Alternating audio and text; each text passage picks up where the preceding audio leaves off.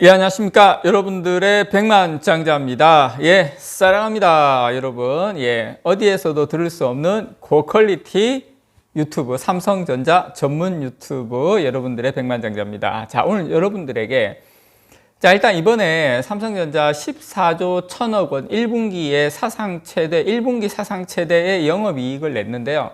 그 중에서 삼성전자 모바일 사업부가 4조 넘는 영업이익이 나온 것으로 추정이 됩니다. 추정이.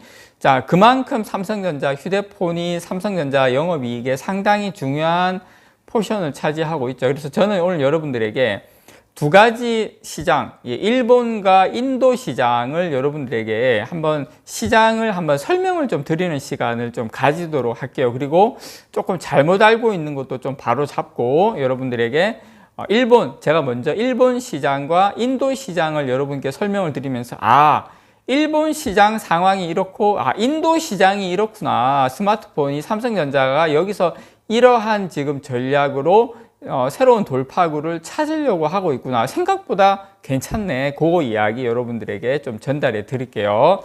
자, 일단 요거 한번 보시기 바랍니다. 이게 작년인데, 일본의 스마트폰 시장 회사의 점유율입니다. 점유율 보시면, 일본은 유독 애플을 좀 많이 사랑을 해요. 우리나라하고 완전 다르죠. 애플이 시장 점유율 45%, 그 다음에 소니가 10%, 샤프가 10%, 삼성이 10%예요.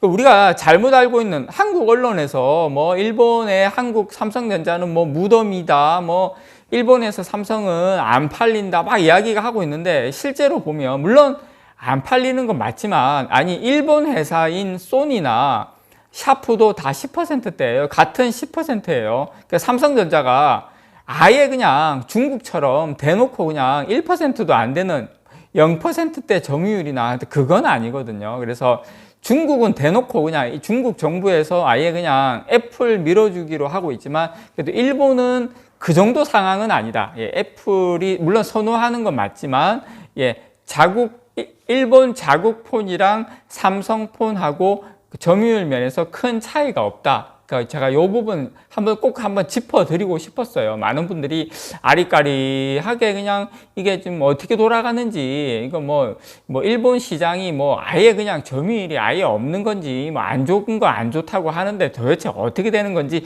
이렇게 명확하게 한 번씩 짚고 넘어갈 필요가 있는 것 같습니다. 그래서 지금 일본의 통신사죠. KDDI하고 NTT 도코모, 우리하고 비슷한 것 같아요. 이쪽을 통해 가지고 출시를 해요. 갤럭시 S22 출시를 합니다. 그래서 우리나라나 전 세계보다 좀 늦지만 지금 갤럭시 S22 울트라 모델을 제외하고 갤럭시 S22 기본 모델하고 갤럭시 S22 울트라 이 2종만 갤럭시 S22 플러스를 제외합니다. 플러스 제외하고 이 2종을 출시를 했어요. 왜 우리 좀 달라요. 이거는 이제 일본의 통신사들과 협의하고 난 다음에 이렇게 출시하는 게 좋을 것 같습니다 하고 그렇게 출시를 하는 거예요. 갤럭시 울트라 S22 울트라 같은 경우에 스토리지 용량을 보통 256기가하고 512기가가 있는데, 일본에서는 256기가 단일 모델만 출시하는 것도 좀 다르긴 합니다. 일본은 좀 다르게 출시를 해요. 그래서 일본 시장에서 이번에 조금 특이한 건 뭐냐면, 지금 플래그십 모델뿐만 아니라, 일본에는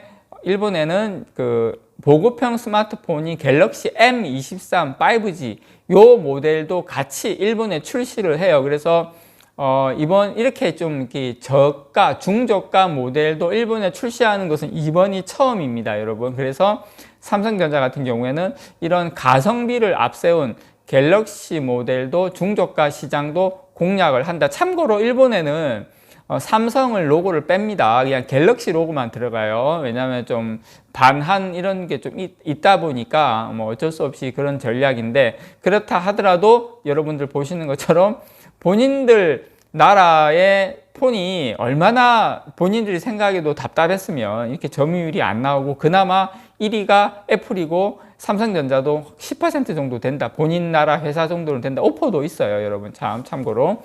그러니까 그 정도로 지금 일본의 점유율 이렇게 가져가고 있고, 일본에서 삼성전자 울트라 모델이나 아니면 중저가 폰도 일본 시장을 가성비 폰으로 공략한다. 요 정도 여러분께 좀 말씀을 드리면서, 자, 이제 재미있는 인도 시장을 잠깐 말씀을 드리면, 일단 인도 같은 경우에는 인구가 14억입니다. 14억. 14억이고 중국에 이어서 세계에서 두 번째로 큰 스마트폰 시장이죠. 그래서 삼성전자가 상당히 전략적으로 많이 이제 이렇게 좀 관심을 많이 가지고 이렇게 심혈을 기울이는 곳인데, 근데 여기가 재밌는 게 뭐냐면, 인도 같은 경우에는 스마트폰 보급률이 아직까지 상당히 낮아요. 스마트폰 보급률이 아직까지 낮다는 건 그만큼 성장성이 높다는 거죠. 전 국민의 한 40%만이 스마트폰을 가지고 있어요. 그 말은 10명 중에 4명만 스마트폰을 가지고 있고 나머지는 60%의 시장이 아직 남아있다라는 거. 상당히 이제 큰 시장이 남아있죠. 그만큼 또 좀 한편으로 보면 가난하다고 할 수 있는데, 근데 작년 보면 작년에 폴더블 3 나왔을 때 생각보다 인도에서 많이 판매가 됐거든요. 그러니까 이제 빈부격차가 심하다 보니까 돈 있는 사람들은 삼성폰 상당히 선호하고 잘 사고 있어요. 그래서 지금 인도 같은 경우에 작년에 스마트폰 출하량이 한 1억 6,900만 대. 근데 이게 전년보다 2020년보다는 한 10% 정도, 정확하게 11% 성장을 한 겁니다, 여러분. 매출로 치면 한 380억 달러거든요. 그래서 뭐 거의 46조. 이게 매출은 한 27% 늘고 2020년 대비 1년 만에. 일단 스마트폰 대수는 11%. 그만큼 이제 좀 중저가보다는 고가폰으로서의 고가폰의 매출액이 좀 늘었다. 그래서 인도 시장 전체가 스마트폰 매출액이 거의 46조, 47조가 되기 때문에 해마다 20-30%씩 성장하는 시장이다 보니까 결코 무시할 수 없는 시장입니다. 그래서 여기에서 삼성전자가 작년에 인도 스마트폰 시장에서 점유율이 한 18% 정도 돼요. 18%. 샤오미가 한 24% 되거든요. 전체 인도 시장에서 삼성전자의 시장 점유율은 한 2위 정도 됩니다. 여기서 중저가 스마트폰 부문은 점유율이 한 28%가 돼요. 상당히 높죠. 고가 폰이 그만큼 조금 적다는 건데, 어쨌든 삼성전자는 해당 시장에서 점유율 목표치를 한 40%로 지금 잡고 있습니다. 저는 뭐 크게 힘들지 않다. 저는 충분히 삼성전자 이미지도 좋기 때문에, 사실 인도하고 중국하고는 그렇게 사이가 좋은 편은 아니거든요. 그래서 언제든지 이 점유율은 삼성이 상당히 높일 수 있는 그런 어떤 가능성이 저는 상당히 높다라고 생각을 합니다. 그래서 지금 글로벌 전체로 보면 사실 스마트폰 시장이 좀처럼 회복되지 못하고 있는 건 맞아요. 그래서 삼성전자 같은 경우에는 이 성장세를 이어가고 있는 이 인도 시장에 보다 더 집중할 것으로 보입니다. 중국하고 중국 정부하고 애플하고 워낙 이제 쿵따리 샤바라가 지금 너무 잘 되고 있기 때문에 사실 삼성이 조금 힘들어요. 그래서 조금 여러 가지 부분이 있는데, 인도 같은 경우에는 그나마 상당히 성장하는 시장에서 삼성전자가 이런 점유율을 높일 수 있는 그런 계기가 되고, 그 다음에 일본 같은 경우에는 아까 제가 보여드렸지만 점유율을 높이기는 그렇게 쉽지는 않은데, 중저가 폰으로 해서, 중저가 폰을 일본에 낸 적은 없거든요. 중저가 폰으로 해서 가성비로 전략으로 일본은 좀 공략을 한다. 그래서 제가 지금 좀 우리나라 삼성전자가 점유율이 낮은 일본, 점유율이 낮다는 건 그만큼 시장이 조금만 더 노력하면 커질 수도 있다는 것이 되고, 인도 같은 경우에는 시장 자체가 워낙 아직까지 많이 크고 있는 시장이기 때문에 삼성전자의 스마트폰에 대한 이야기를 좀 드렸습니다. 왜냐하면 스마트폰 하면 저 성장성 멈춘 거 아니야, 더 이상 발전 못하는 거 아니야, 이렇게 생각하실 수가 있는데, 이런 부분에 삼성전자가 전략적으로 다가가고 있다, 이런 측면도 있다라는 거